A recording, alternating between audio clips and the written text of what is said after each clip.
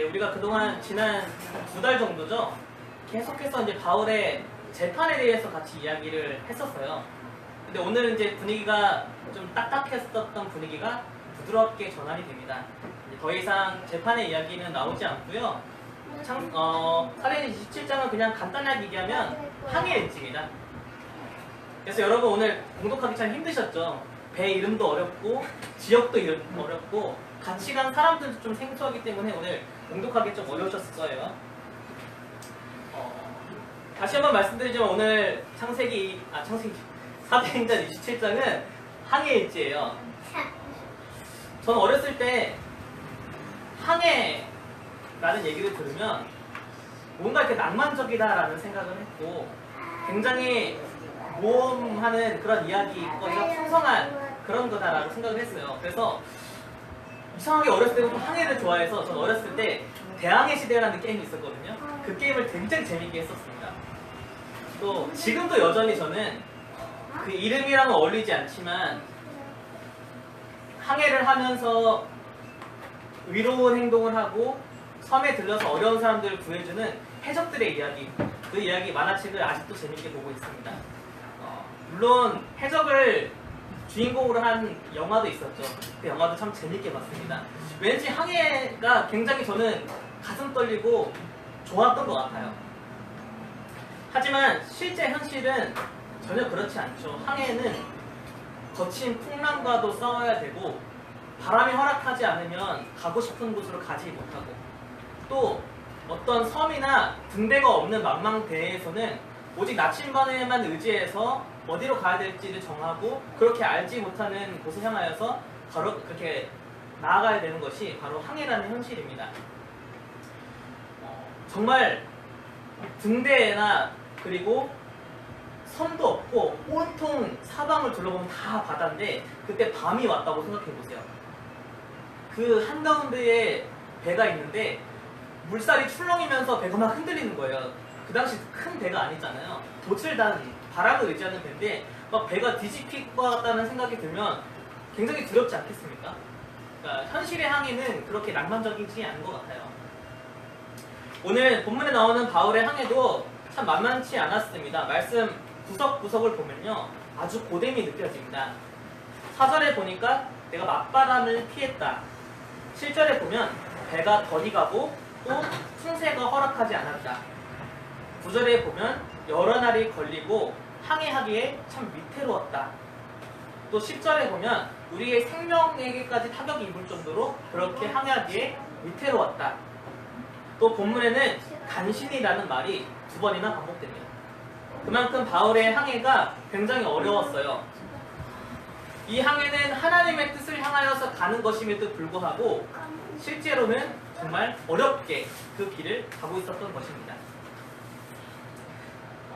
문학가 셰익스피어는 인생을 불확실한 항해다 라고 그렇게 이야기를 했습니다. 우리 인생이 언제나 낭만적이지 않죠. 모험심이 가득한 즐거운 이야기가 아닙니다. 우리의 인생도 때로는 어디로 가야 될지 모르는 마치 망망대해에 있는 것 같은 그런 느낌을 받을 때도 있습니다. 당장에 내 삶을 위협하는 풍랑을 만나기도 하고 또 앞으로 나가고 싶은데 한 발자국도 나갈 수 없는 그런 처지에 놓이기도 합니다. 도대체 어디로 가야 될지 그 방향조차 잡을 수 없을 때도 있습니다. 그렇게 생각해보면 우리의 삶이 정말 항해인 것 같아요. 저는 이렇게 IQ 검사를 하면요 여러 가지 수치 중에 가장 낮게 나오는 게 공간 지각 능력이 가장 약해요. 그래서 저는 이렇게 지도를 보고 잘 찾아가지 못하는 편이에요. 방향을 잘 못 잡아요. 항상 길을 잃어버리기 일쑤인데 초등학교 때는 그 조그만 동네 용산구에서도 참 길을 자주 잃어버렸습니다. 근데 제가 어느 날 깨달았어요. 아, 나에게 길을 잃어버리더라도 그 길을 안내해줄 엄청나게 커다란 등대가 있다는 걸 깨달았어요. 그 등대가 뭐였을까요? 맞아요. 남산타워였어요. 남산타워가 제 전용 등대였습니다. 길을 잃어버려도 남산타워만 보면 그쪽으로 가면 우리 집에 나와요. 남산 밑이 우리 집이기 때문이죠. 저 남산타워는 제 전용 등대입니다. 아무도 그것을 등대라고 생각하지 않을 거예요. 근데 저는 지금도 길을 잃어버리면 어딜 볼까요?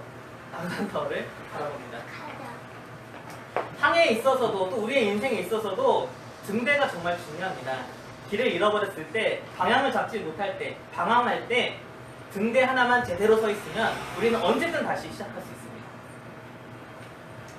여러분들에게는 혹시 등대가 있으십니까?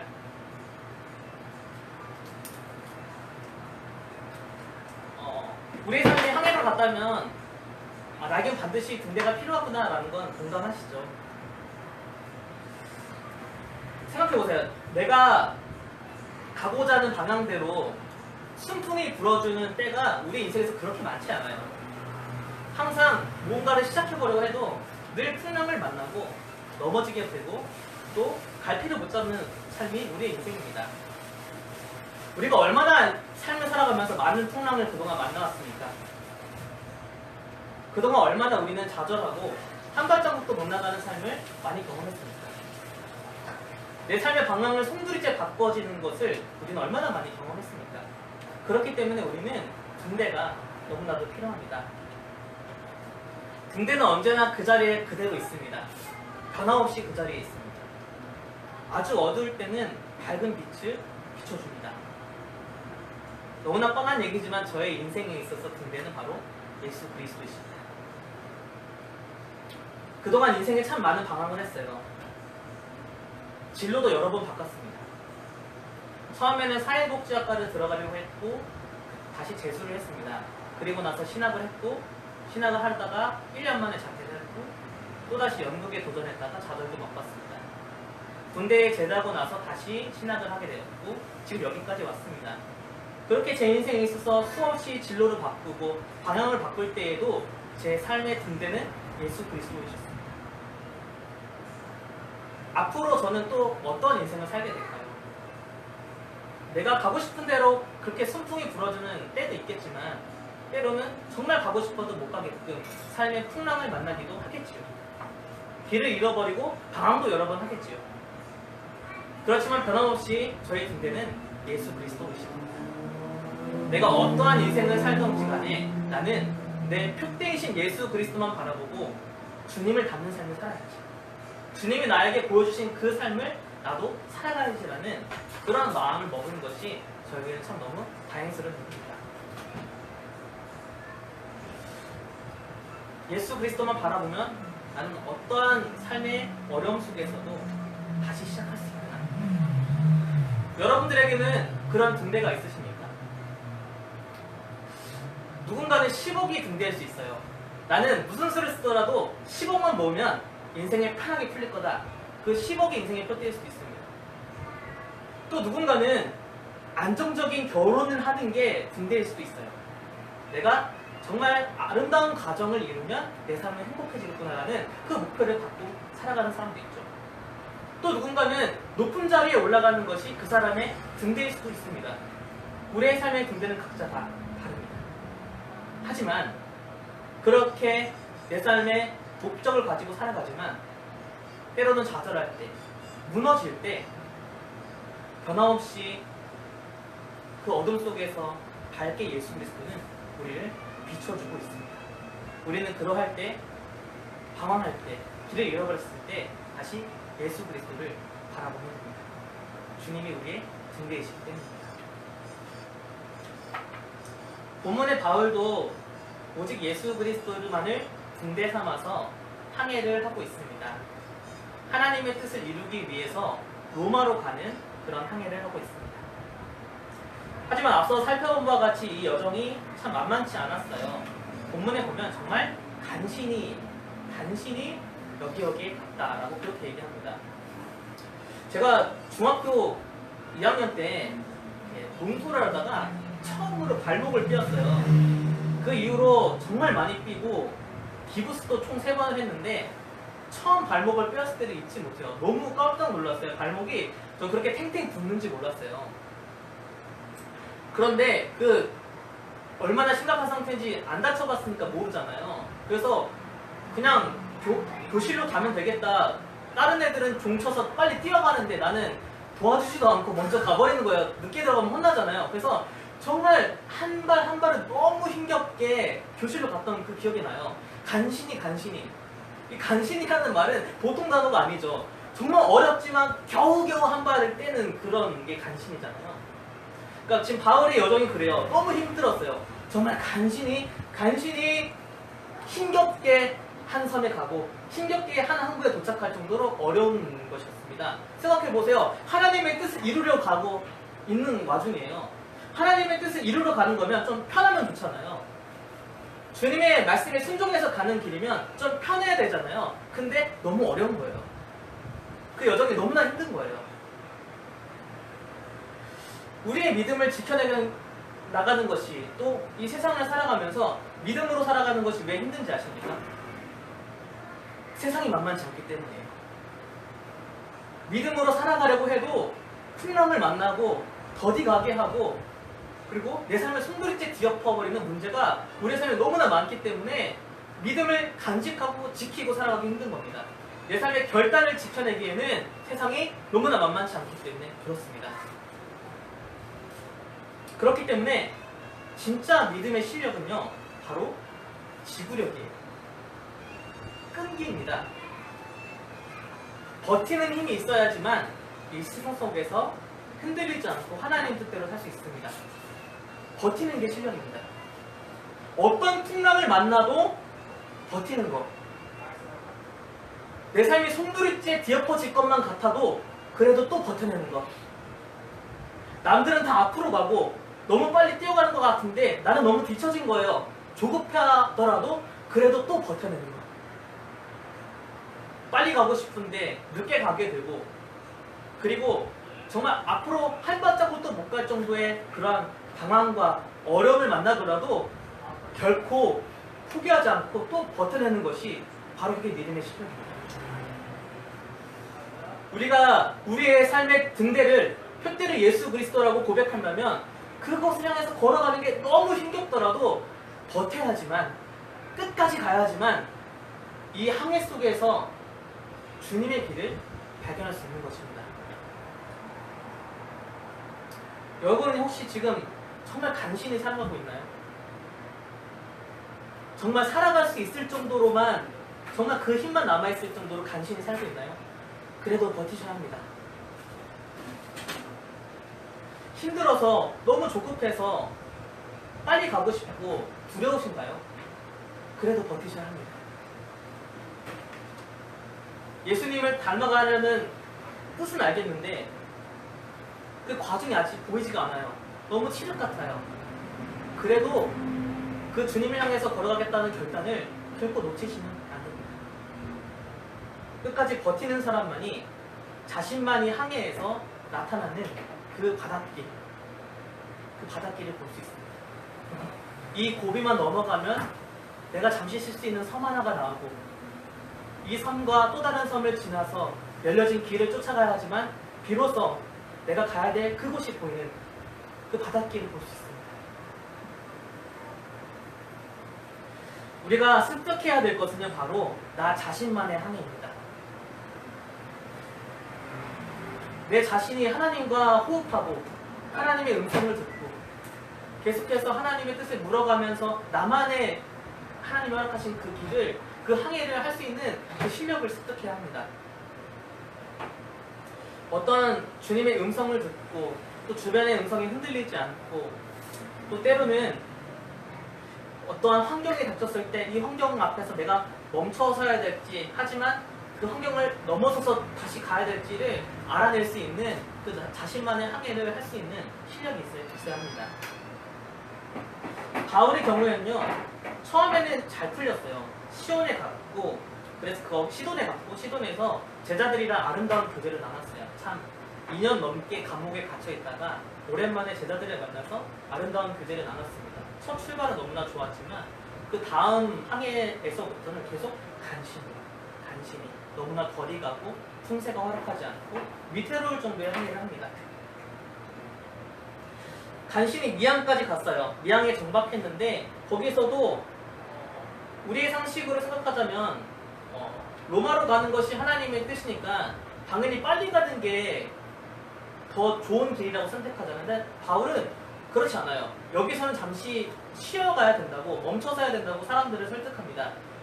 자신만의 항해를 하고 있는 거예요. 다른 사람들은 빨리 가야 된다라고 하지만 바울은 이 항해가 자신만의 항해이기 때문에 하나님의 음성을 듣고 지금은 가야 될 때가 아니라는 것을 사람들에게 이야기를 하는 거예요. 여러분, 우리의 인생이 100m 달리기일까요? 아니면 마라톤 경기일까요? 빨리 달려가야 되는 것일까요? 아니면 지구력 있게 주어진 거리를 뛰어가는 게 맞는 걸까요? 이 둘 다 아니에요. 우리의 인생은요,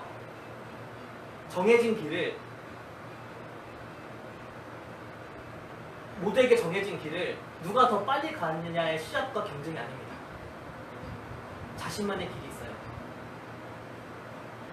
저는 나중에 아이를 키우고 아이가 초등학생이 되면 마라톤을 뛰게 할 거예요. 그래서 마라톤 출발점에 서서 시작하면 다른 사람은 다 정해진 대로 가더라도 너는 너가 가고 싶은 대로 한번 가봐. 그렇게 얘기할 거예요. 그게 인생이다. 물론 제가 지켜봐야겠죠. 결코 다른 사람이 가는 길을 똑같이 가지 말고 너만의 길을 찾아서 너만의 항해를 해라. 그것이 인생이다. 라고 그렇게 가르쳐 줄 겁니다. 하나님이 우리에게 주신 가장 위대한 선물은 우리 자신만의 고유한 우리들만의 길이 있다는 것입니다. 얼마나 참 아름다운 선물입니까? 그래서 우리는 우리의 인생의 길을 걸어갈 때 언제나 하나님으로부터 답을 찾아야 합니다. 다른 사람의 이야기, 다른 사람의 충고, 또 앞서가는 사람들의 모습을 쫓아가는 것이 아니라 하나님으로부터 답을 얻어야 합니다. 다른 사람의 말은 난 절대 듣지 않겠어. 그렇다고 기도도 하지 않아. 하나님 뜻도 생각하지 않고 묻지도 않아. 이거는 그냥 고집이죠. 자기 멋대로 사는 거죠. 그게 아니라 다른 사람의 말보다 하나님의 말을 더 우선 여기고 기도하겠다는 것이 바로 우리가 가져야 될 모습입니다. 청년 시절에 하나님의 음성을 듣는 법에 대해서 훈련을 받았어요. 그때 총 4가지가 있다고 들었어요. 하나님의 음성을 듣는 방법 4가지. 첫 번째는 말씀을 통해서 하나님의 음성을 들을 수 있다는 것이었습니다. 지난주에 우리 청년회가 전도서 공부를 같이 했어요. 근데 전도서 4장에 보면 혼자 사는 것보다 함께 사는 것이 더 좋다라는 그런 얘기가 나왔어요. 요즘 근데 혼족이 유행이잖아요. 결혼도 하지 않고 또 결혼을 해서도 아이를 낳지 않는 그러한 풍토가 있잖아요. 그거에 대해서 같이 이야기를 했는데 한 청년이 이런 얘기를 했다는 거예요.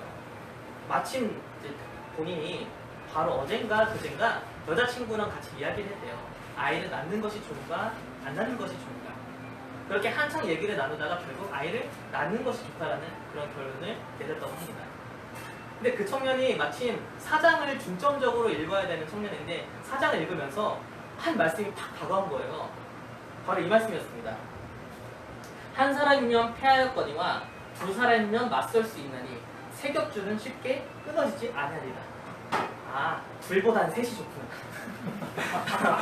아주 단순하지만 그 같이 얘기한 그 결론을 말씀을 통해서 얻은 거예요. 아, 셋이 더 낫구나. 이처럼 우리의 삶에 이 말씀이 정말 살아서 내가 고민하는 문제를 이렇게 탁 보여줄 때가 있습니다. 두 번째는 사람을 통해서 듣는 법, 또 세 번째는 환경을 통해서 듣는 법, 그리고 마지막 4번째는 자기 자신의 확신을 통해서 듣는 법, 이렇게 훈련을 받았어요. 다른 어떤 것도 중요하지만 항상 강조하는 것은 이 첫 번째, 말씀을 통해서 듣는 것이 가장 중요하고 정확하다라고 그렇게 이야기를 들었습니다. 다른 사람과 이야기를 할 때에도 그냥 듣지 말고 그 사람과 말씀을 함께 나누면서 나온 이야기들을 들어라라고, 그리고 나를 위해서 기도해주는 사람의 이 충고를 들어라라고 그렇게 이야기를 들었습니다. 어찌됐건 중요한 건 바로 우리가 주님과의 계속되는 교제를 통해서 듣게 되는 하나님의 음성을 쫓아서 가야 된다는 것이 중요한 것입니다. 왜냐면 나의 길은 주님이 가장 잘 아시기 때문입니다. 또 나의 길은요, 내가 그동안 걸어왔던 이 길을 똑같이 경험한 사람은 아무도 없어요. 이걸 경험해본 사람은 오직 나밖에 없습니다. 그러니까 다른 사람의 이야기가 아니라 나는 나만의 항해를 하나님과 함께 걸어가는 것이 정말 중요하다는 것입니다. 하지만 우리가 주님의 음성을 듣지 못하는 이유가 있어요. 그 이유는 우리에게 너무나 많은 음성이 들리기 때문입니다. 그리고 우리는 하나님의 말씀보다 다른 음성을 듣고 그것을 확신을 얻어서 쫓아가는데 너무 익숙해져 있기 때문에 주님의 음성을 듣지 못하고 나만의 길을 가지 못하는 것입니다. 나만의 항해에서 자꾸 넘어지고 방향을 잃어버리는 것입니다. 대개 우리는 어떠한 음성에 귀 기울이는가? 11절에 보면 그것에 답이 나옵니다. 11절 보시면 백부장이 선장과 선주의 말을 바울의 말보다 더 듣더라. 백부장이 누구의 말을 들었나요? 선장과 선주의 말. 왜 선장과 선주의 말을 들었으니까요? 전문가니까. 경험이 있으니까. 이 항로를 누구보다 더 많이 다녀봤을 테니까. 그러니까 그 사람의 말을 들었겠죠. 바울과 같이 배에 탔던 모든 사람들은 똑같은 어려움을 겪었어요. 그래서 다들 지쳐있고 또 방황하고 혼란에 빠져있고 그렇게 상태에서 힘겨운 거예요. 지친 거예요. 그래서 이것을 가장 잘 아는 사람의 말을 듣고 그 말을 의지하고 싶었던 것입니다. 우리도 그런 것 같아요. 보통 삶을 살아갈 때 누구의 조언을 더 듣고 싶어 하나요? 당연히 전문가의 의견, 경험이 있는 사람, 그 사람의 의견을 듣고 싶어 하죠. 여러분들이 고민하는 것 문제에 있어서 그 문제의 전문가, 그 사람이 여러분들을 도와주겠다고, 내가 너의 길을 열어주겠다고, 너의 든든한 백이 되어주겠다, 나만 믿고 가라 라고 그렇게 얘기한다면 기분이 어떠시겠습니까?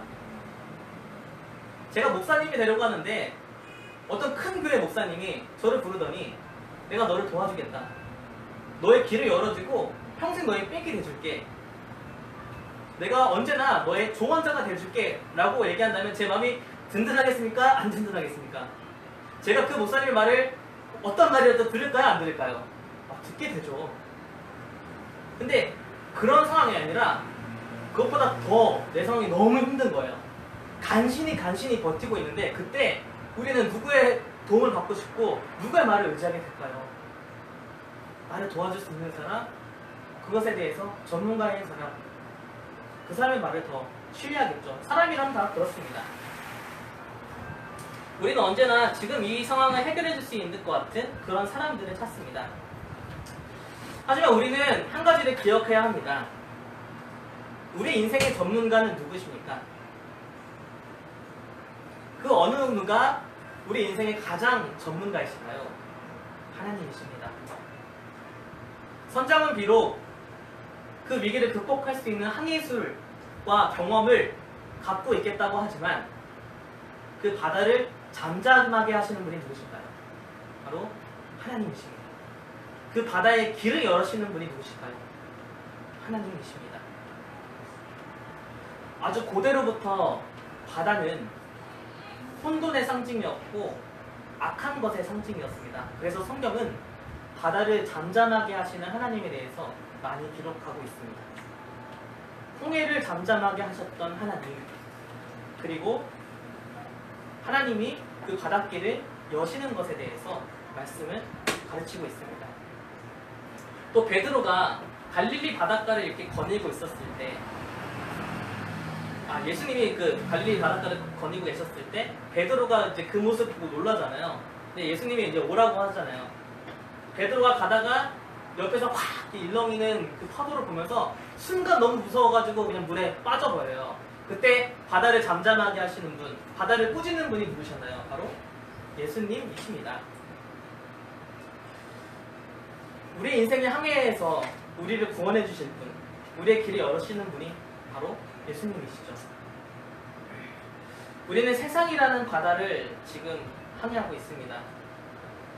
때로는 이 세상이 우리에게 혼돈에 빠지게도 하고 우리를 집어삼킬 듯이 그 엄청난 파도로 우리를 두렵게 하기도 합니다.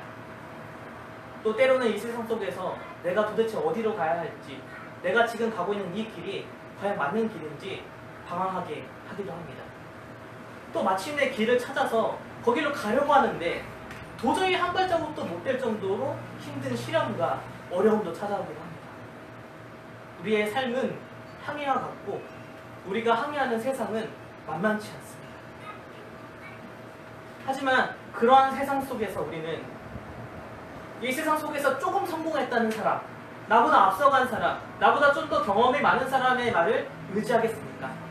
아니면 이 세상을 잠잠하게 하고 이 세상을 다스리시며 길을 열어가시는 그 하나님을 의지하시겠습니까?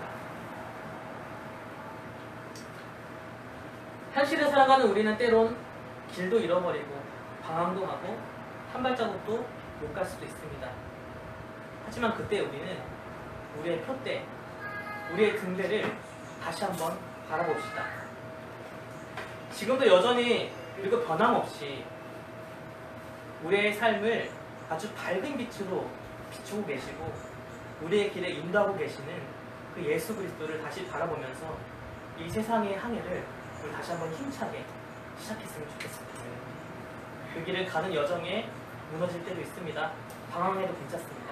그 등대를 바라보는 우리의 시선을 놓치지 않길 바랍니다. 우리 함께 기도하도록 하겠습니다.